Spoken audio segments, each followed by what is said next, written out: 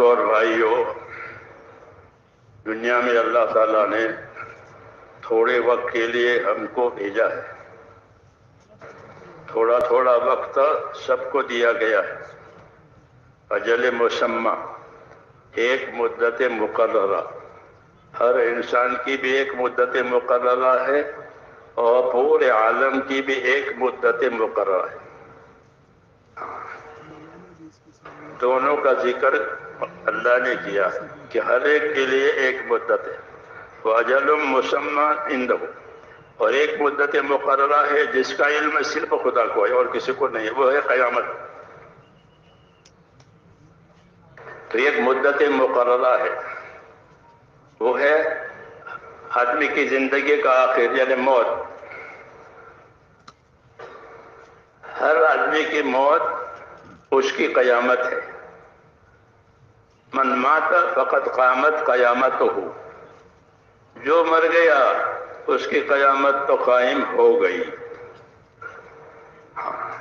یعنی اس کی زندگی کے نتائج، اس کے اعمال کے نتائج وہ اس کے سامنے آ گئے۔ ایک پردہ تھا حیات کا، وہ اٹھ گیا، جیسے آدمی نیند میں تھا اس کی نیند کھل گئی۔ نیند کھل گئی تو اب کیا نفع ہے کیا نقصان ہے دنیا کا، نیند کھلنے کے بعد سامنے آتا ہے۔ بعض دفعہ کسی گھر میں چوری ہو جاتی ہے، وہ سوئے ہوئے ہوتے ہیں، جب جاگتے ہیں تو پتہ چلتا ہے کہ اتنی چوری ہو گئی، پردہ اٹھ گیا۔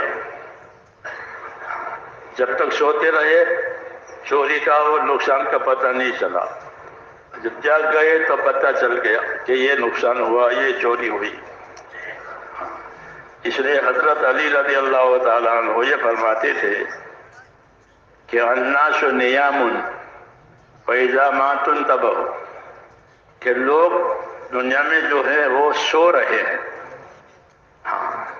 ہیں تو ہم چلتے پھرتے، لیکن فرمایا وہ سو رہے ہیں، جب مر جائیں گے جب جاگ جائیں گے۔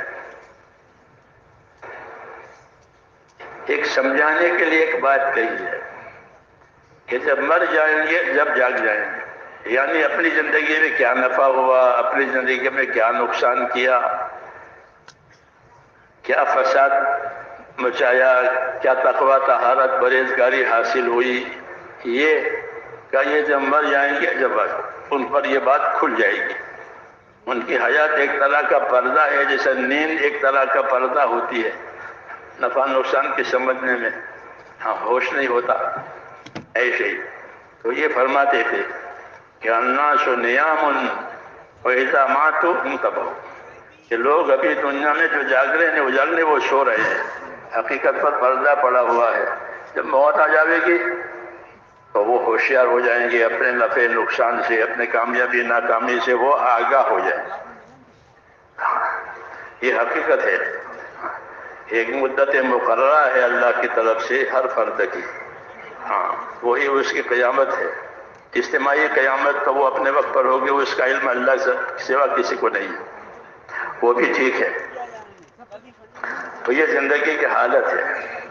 پھر اللہ تعالیٰ نے زندگی کو ہمیں کیوں دی ہے؟ تو بات یہ ہے کہ اللہ تعالیٰ نے زندگی کو ذمہ داریوں کے پورا کرنے کے لیے دی ہے۔ ذمہ داری کی زندگی ہے اور ذمہ داری پر نفع نقصان کا ظہور ہوگا، تو یہ اس لیے زندگی دی ہے۔ اس اعتبار سے یہ زندگی نعمت بھی ہے اور یہ زندگی امانت بھی ہے۔ نعمت بھی ہے کیونکہ حیات تو ایسی چیز ہے کہ کون نہیں چاہتا اس کو، کون مرنے کو پسند کرتا ہے؟ سب جینے کو پسند کرتے ہیں، مرنے کو کوئی پسند نہیں کرتا۔ طبعی طور پر آدمی موت سے گھبراتا ہے، طبیعت ہے اس کی، نیک ہو نیک نہ ہو تو بھی انا نکرہ الموت۔ عائشہ صدیقہ فرماتی تھی یا رسول اللہ موت تو گوارا نہیں ہے، تو طبعی بات ہے یہ کہ موت گوارا نہیں ہے، کیوں کہ وہ زندگی کا خاتمہ ہے، اور حیات کہ حیات سب چاہتے ہیں، وہ ہے بھی بڑی نعمت. اللہ نے حیات دینے کو اپنا انعام بتایا کہ خدا وہ ذات ہے جسے تم کو حیات دی ہے، پھر تم کو موت دے گا، پھر حیات دے گا. تو حیات کا ملنا اور زندگی کا ملنا یہ بڑی نعمت ہے. اس لیے آدمی موت نہیں پسند کرتا حیات کے مقابلے میں، کہ زندگی بڑی نعمت ہے. باقی زندگی اللہ تعالیٰ کی طرف سے کیوں دی گئی ہے؟ تو زندگی اللہ تعالیٰ کی طرف سے دی گئی ہے ذمہ داریوں کو پورا کرنے کے لیے، اور دنیا کو ذمہ داریوں کے پورا کرنے کی جگہ بتایا ہے اور بنایا بھی ہے. یہ ذمہ داریوں کے پورا کرنے کی جگہ ہے، اور ذمہ داریاں بھی بتلائی ہے. یہ اصل بات ہے کہ زندگی ذمہ داریوں کے لیے دی گئی ہے. آدمی کو اپنی ذمہ داریاں تو از خود سمجھ میں نہیں آتی، ضرورتیں تو از خود سمجھ میں آ جاتی ہے. بھوکا ہوا، پیاسا ہوا، ننگا ہوا، بیمار ہوا، تو یہ ضرورتیں تو سمجھ میں آ جاتی ہے. اچھی بری ضرورتیں سمجھ میں آ جاتی ہے، لیکن زندگی کی کیا ذمہ داری ہے وہ اس کے سمجھ میں نہیں آتا. اس لیے اللہ تعالیٰ نے اس کو ایسا ہی نہیں چھوڑ دیا ہے کہ سمجھے نہ سمجھے ہم نے اس کو ذمہ دار بنایا، ایسا نہیں ہو. بلکہ اللہ تعالیٰ نے زندگی کی ذمہ داریوں کو سمجھانے کے لیے بھی ایک سلسلہ جاری کیا. اس طرح روزی دینے کے لیے ایک سلسلہ جاری کیا اللہ کی طرف سے. روزی کے لیے ایک سلسلہ جاری ہے، وہ ہے آسمان سے پانی کا برسنا. آسمان سے پانی برستا ہے تو سب کی روزی کا سامان ہو جاتا ہے. خالی کاشتکاروں کے لیے نہیں بلکہ سب کے لیے. اگر پانی بند ہو جاوے تو سب کی روزی کا مسئلہ مشکل ہو جاوے.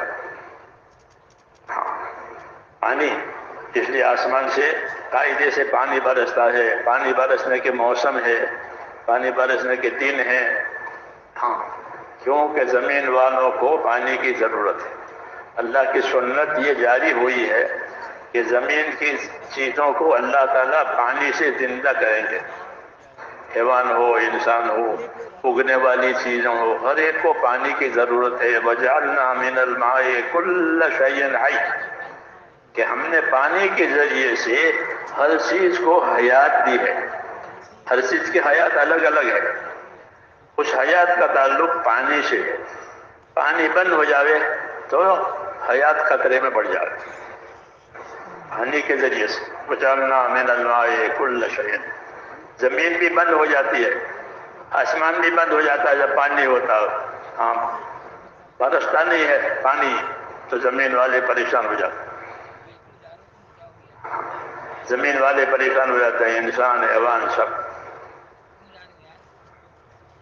تو جس طرح پانی کے ذریعے سے ظاہری حیات اللہ تعالیٰ نے قائم کی ہے، ایسے ہی ایک پانی اور ہے، اس کے ذریعے سے حقیقی حیات جسے زندگی کا مقصد حاصل ہو جائے. اس پانی سے زندگی کی ضرورتیں حاصل ہوتی ہے. آسمان سے برسنے والے پانی سے زندگی کی ضرورتیں حاصل ہوتی ہے، راحت کا سامان بنتا ہے. دوسرا اللہ تعالیٰ نے دوسرا بھی ایک سلسلہ آسمان سے جاری کیا ہے. وہ وحی کا سلسلہ ہے جو دنیا میں اللہ نبی بھیج کر کے ان کے اوپر وحی نازل کرتے ہیں، احکامات دیتے ہیں، نصیحتیں کرتے ہیں، سوچ سمجھ کی باتیں، ایک دوسرے کے حقوق کی ادائیگی کی باتیں، اللہ تعالیٰ کے حقوق کی ادائیگی کی باتیں، زندگی کی کیا ذمہ داریاں ہیں اس کی باتیں، اور جنہوں نے یہ ذمہ داریاں ماضی میں پوری کی وہ کیسے کامیاب ہوئے، اور جنہوں نے اس کی طرف توجہ نہیں کی، غفلت کی، وہ کیسے نامراد ہوئے. اس قسم کی باتیں اللہ تعالیٰ وحی کے ذریعے سے اتارتے ہیں. یہ بھی اتنی ضرورت، اس سے بھی زیادہ ضروری ہے جتنا پانی کی ضرورت ہے. یہ پانی سے ظاہری حیات ہے اور حقیقی حیات کہ وہ اللہ تعالیٰ کے حکم سے جو نازل ہوتے ہیں۔ رسول اللہ صلی اللہ علیہ وسلم نے اس کو یوں بیان فرمایا کہ مثل ما بعثنی اللہ من العلم والہدی کمثل غیث، کہ جو علم و ہدایت دے کر مجھے پروردگار نے بھیجا ہے اس کی مثال ایسی ہے جیسے کہ آسمان سے آنے والا پانی، کہ آسمان سے آنے والے پانی سے زندگی کے